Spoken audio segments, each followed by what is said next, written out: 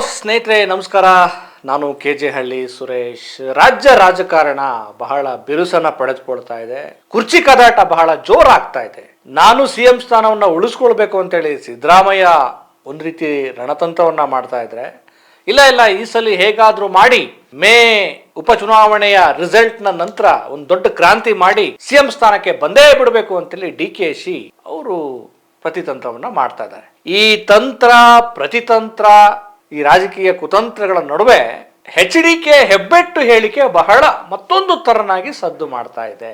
ಈ ರಾಜಕಾರಣನೇ ಹಂಗೆ, ಒಂದು ಕಡೆ ಒಂದು ರೀತಿಯ ಚರ್ಚೆ ಚಟುವಟಿಕೆಗಳು ನಡೀತಾ ಇದ್ರೆ, ಪ್ಯಾರಲಲ್ ಆಗಿ ಇನ್ನೊಂದು ರೀತಿಯ ಚರ್ಚೆ ಚಟುವಟಿಕೆಗಳು ನಡೀತಾ ಇರ್ತವೆ. ಇವು ಪರಸ್ಪರ ಪೂರಕನ ಗೊತ್ತಿಲ್ಲ. ಆದ್ರೆ ಆ ಸಂದರ್ಭದಲ್ಲಿ ಬರುವ ಹೇಳಿಕೆಗಳು ಯಾವ್ಯಾವ ರೀತಿ ಯಾರ್ಯಾರಿಗೆ ಲಿಂಕ್ ಅನ್ನ ಪಡೆದುಕೊಳ್ತವೆ, ಯಾರ್ಯಾರಿಗೆ ಯಾವ ರೀತಿಯ ಮರ್ಮಾಘಾತವನ್ನ ಟಕ್ಕರನ್ನ ಅಥವಾ ಏನು ಎದುರೇಟನ್ನ ಏಟನ್ನ ಕೊಡ್ತವೆ ಅನ್ನೋದನ್ನ ನಾವು ಗಂಭೀರವಾಗಿ ನೋಡ್ಬೇಕು. ಈಗ HDK ಹೆಬ್ಬೆಟ್ಟು ಹೇಳಿಕೆ ಬಗ್ಗೆ ನಾವು ಚರ್ಚೆ ಮಾಡ್ತಾ ಹೋಗೋಣ. ಸ್ನೇಹಿತರೆ, ಹಿರಿಯೂರಿನ ಶಾಸಕ ಮತ್ತು ಸಚಿವ D. ಸುಧಾಕರ್ ಅವರ ಆರೋಗ್ಯದ ವಿಚಾರಕ್ಕೆ ಸಂಬಂಧಪಟ್ಟ ಹಾಗೆ HDK ಈ ಸ್ಟೇಟ್ಮೆಂಟ್ ಅನ್ನ ಕೊಟ್ಟಿದ್ದಾರೆ. ಈಗ D. ಸುಧಾಕರ್ ಅವರು ಮೊಣಕಾಲಿನ ಶಸ್ತ್ರಚಿಕಿತ್ಸೆಗೆ ಒಳಗಾಗಿ ಚಿಕಿತ್ಸೆಯನ್ನ ಟ್ರೀಟ್ಮೆಂಟ್ ಅನ್ನ ಪಡಿತಾ ಇದ್ದಾರೆ. ಈಗ ಅವರ ಆರೋಗ್ಯ ಕಂಡೀಷನ್ ಸ್ವಲ್ಪ ಏರುಪೇರು ಆಗ್ತಾ ಇದೆ ಅಂತ ಹೇಳ್ತಾ ಇದ್ದಾರೆ. ಅದರ ಜೊತೆಗೆ ಅವರ ಲಂಗ್ಸ್ ಕೂಡ ಒಂದು ರೀತಿ ಏನೋ ಅನಾರೋಗ್ಯಕ್ಕೆ ಉಂಟಾಗಿ ಅದನ್ನ ಚೇಂಜ್ ಮಾಡಬೇಕು ಅಥವಾ ಚೇಂಜ್ ಮಾಡಬಾರ್ದು ಅನ್ನೋ ತರದ್ದು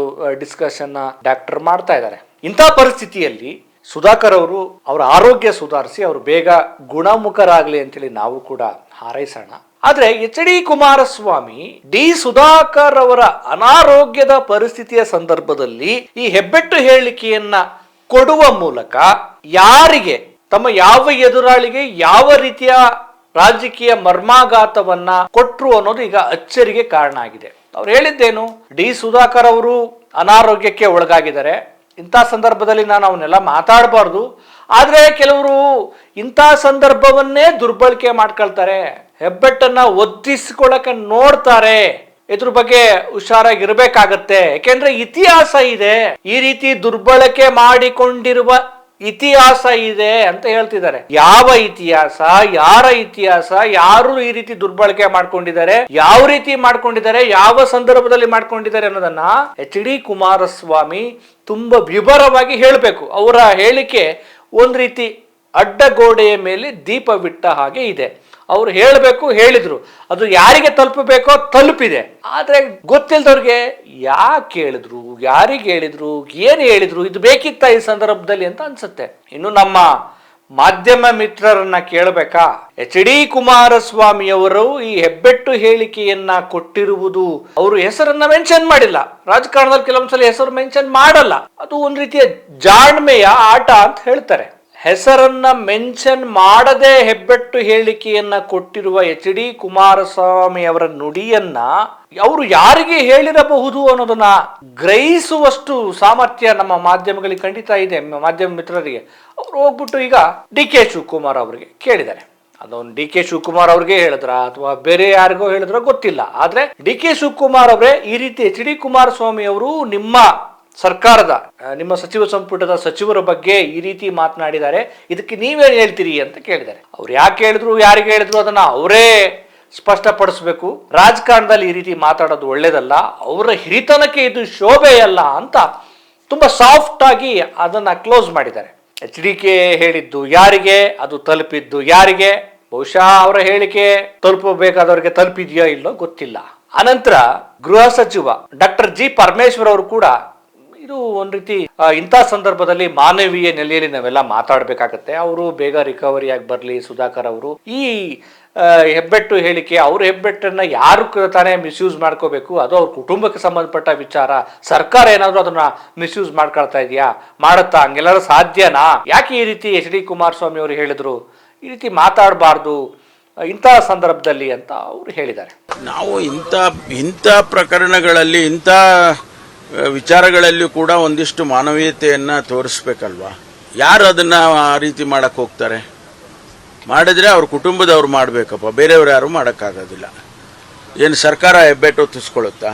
ಇದು ನಾವು ಒಂದಿಷ್ಟು ಮಾನವೀಯತೆ ನಮಗೆ ನಾವು ಪ್ರದರ್ಶನ ಮಾಡಬೇಕಾಗುತ್ತೆ ಇಂಥ ಪ್ರಕರಣಗಳಲ್ಲಿ. ಅವರು ಕಷ್ಟದಲ್ಲಿದ್ದಾರೆ. ಅವರು ಇಂಟೆನ್ಸಿವ್ ಕೇರ್ನಲ್ಲಿ ಅವರಿನ್ನೂ ಕೂಡ ಅವರಿಗೆ ಇದು ಪ್ರಜ್ಞೆ ಬಂದಿಲ್ಲ ಅಂತೇಳಿ ಹೇಳಿದರು. ಹಾಗಿರುವಾಗ ಸ್ವಲ್ಪ ನಾವು ಒಂದಿಷ್ಟು ಕಾದು ನೋಡೋಣ. ಇದು ಆಯ್ತಾ.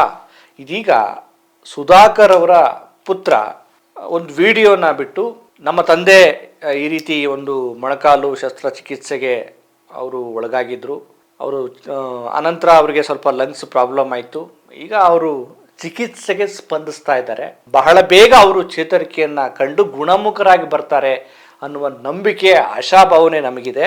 ಆದ್ರೆ ನಮ್ಮ ತಂದೆಯವರ ಅನಾರೋಗ್ಯದ ವಿಚಾರ ಈ ರಾಜಕಾರಣದ ಏನು ಕುತಂತ್ರಕ್ಕೆ ಅಥವಾ ರಾಜಕೀಯಕ್ಕೆ ಬಳಕೆಯಾಗಿರೋದು ನಮ್ಮ ಕುಟುಂಬಕ್ಕೆ ನೋವಾಗಿದೆ. ಇದನ್ನ ಎಚ್.ಡಿ. ಕುಮಾರಸ್ವಾಮಿ ಆಗ್ಲಿ ಅಥವಾ ಯಾರೇ ಆಗ್ಲಿ ಮಾಡಬಾರ್ದು ಅಂತೇಳಿ ತಮ್ಮ ಬೇಸರವನ್ನ, ಅಸಮಾಧಾನವನ್ನ ವ್ಯಕ್ತಪಡಿಸಿದ್ದಾರೆ. ನಮಸ್ಕಾರ, ನಾನು Suhas Sudhakar, D Sudhakar, planning and statistics minister ಅವ್ರ ಮಗ. ಮಾರ್ಚ್ 26ನೇ ತಾರೀಕು ನಮ್ಮ ತಂದೆ ನೀ ರಿಪ್ಲೇಸ್ಮೆಂಟ್ ಸರ್ಜರಿಗೆ ಮಣಿಪಾಲ್ ಹಾಸ್ಪಿಟ್ಲಿಗೆ ಅಡ್ಮಿಟ್ ಆಗ್ತಾರೆ. 3 days ಲೇಟರ್ ಅವರಿಗೆ ಲಂಗ್ ಇನ್ಫೆಕ್ಷನ್ ಆಗಿ ಟ್ರೀಟ್ಮೆಂಟ್ಗೆ ಒಳಗಾಗ್ತಾರೆ. 22 days ಅಲ್ಲೇ ಟ್ರೀಟ್ಮೆಂಟ್ ಪಡೆದು ಬೆಟರ್ ಟ್ರೀಟ್ಮೆಂಟ್ಗೆ ನಾವು ಕಿಮ್ಸ್ಗೆ ಶಿಫ್ಟ್ ಮಾಡ್ತೀವಿ.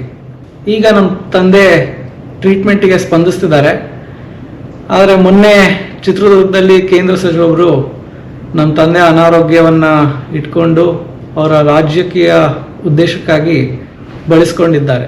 ಈ ಪರಿಸ್ಥಿತಿಯಲ್ಲಿ ಯಾರ್ದೋ ರಾಜಕೀಯ ಜಿದ್ದಾಜಿದ್ದಿಗಾಗಿ ನಮ್ಮ ತಂದೆಯ ಅನಾರೋಗ್ಯವನ್ನು ಹೆಬ್ಬೆಟ್ಟು ವಿಚಾರಕ್ಕೆ ಯೂಸ್ ಮಾಡಿರೋದು ನಮ್ಮ ಕುಟುಂಬಕ್ಕೆ ನೋವು ಮಾಡಿದೆ. ಈಗಾಗಲೇ ನಮ್ಮ ತಂದೆ ಆರೋಗ್ಯ ಬಗ್ಗೆ CM ಸಾಹೇಬರು, DCM ಸಾಹೇಬರು, ಅನೇಕ ಮಂತ್ರಿಗಳು ಮತ್ತೆ ಶಾಸಕರು ಆಸ್ಪತ್ರೆ ಬಂದೋಗಿದ್ದಾರೆ, ಮತ್ತೆ ನಮ್ಮ ಜೊತೆ ಕಾಂಟ್ಯಾಕ್ಟ್ ಅಲ್ಲೂ ಇದ್ದಾರೆ.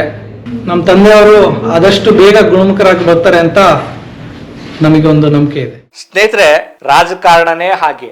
ಯಾರು ಸತ್ರು, ಯಾರು ಬದುಕಿದ್ರು, ಅಥವಾ ಯಾರು ಎಂತ ಸಂಕಷ್ಟದಲ್ಲಿದ್ರು, ಯಾರು ಹೇಗೆ ಇದ್ರು ಕೂಡ ಅಲ್ಲಿ ತಮ್ಮ ರಾಜಕೀಯ ಲಾಭವನ್ನ ನಾವು ಯಾವ ರೀತಿ ಬಳಕೆ ಮಾಡ್ಕೋಬಹುದು, ಈ ಸಂದರ್ಭದಲ್ಲಿ ಯಾರಿಗೆ ಯಾವ ರೀತಿಯ ಏಟನ್ನ ಕೊಡಬಹುದು ಅನ್ನೋ ಲೆಕ್ಕಾಚಾರವೇ ಹೆಚ್ಚಾಗತ್ತೆ. ಅದಾಗಬಾರ್ದು ಅನ್ನೋದು ನಮ್ಮ ಆಶಯ ಇರುತ್ತೆ. ರಾಜಕಾರಣ ಅಂದ್ರೇನೆ ಅದು ಹಾಗೆ, ತಂತ್ರ, ಪ್ರತಿತಂತ್ರ, ಕುತಂತ್ರ, ಪಟ್ಟು, ಬಿಗಿಪಟ್ಟು, ಏನೇನೋ ಇರ್ತಾವಲ್ಲ ಆಟಗಳು. ಅದರ ನಡುವೆ ಈ ಹೆಬ್ಬೆಟ್ಟು ಹೇಳಿಕೆ ಸ್ವಲ್ಪ ಕುತೂಹಲ ಮೂಡಿಸಿದೆ. ಬಹುಶಃ ಈ ಆಟದಲ್ಲಿ, ಕುರ್ಚಿ ಆಟದಲ್ಲಿ DK ಶಿವಕುಮಾರ್ ಏನಾದ್ರೂ ಮುಖ್ಯಮಂತ್ರಿ ಸ್ಥಾನಕ್ಕೆ ಪಡೆದು ಬಿಟ್ರೆ ಮುಂದಿನ ದಿನಗಳಲ್ಲಿ HD ಕುಮಾರಸ್ವಾಮಿ ಮತ್ತು DK ಶಿವಕುಮಾರ್ ನಡುವಿನ ವಾಕ್ಸಮರ, ವಾಗ್ದಾಳಿ ಮತ್ತೆ ರಾಜಕೀಯ ರಣನೀತಿಗಳು ಊಹಿಸಲು ಅಸಾಧ್ಯವಾದ ಮಟ್ಟಿಗೆ ಹೆಚ್ಚಾಗುವ ಸಾಧ್ಯತೆಗಳನ್ನ ಈಗಿನ ಈ ರಾಜಕೀಯ ಪ್ರಸ್ತುತ ಭೂಮಿಕೆಯಲ್ಲಿ ನಾವು ನೋಡಬಹುದಾಗಿದೆ. ಸ್ನೇಹಿತರೆ, ಮತ್ತೊಂದು ವಿಚಾರದೊಂದಿಗೆ ನಿಮ್ಮನ್ನು ಭೇಟಿ ಮಾಡ್ತೇನೆ. ನಮಸ್ಕಾರ.